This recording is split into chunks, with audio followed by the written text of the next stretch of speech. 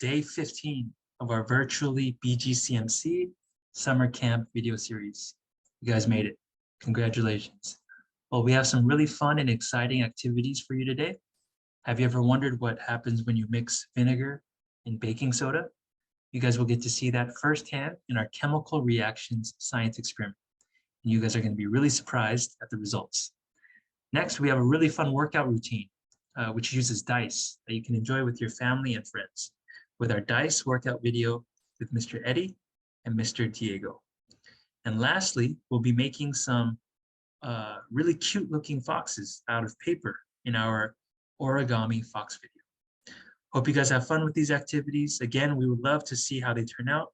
Share what you did by sending an email to virtual@bgcmc.org, or you can leave a comment on our website, virtually.bgcmc.org, under that specific activity. All right, hope you guys have fun and hope to see you again soon.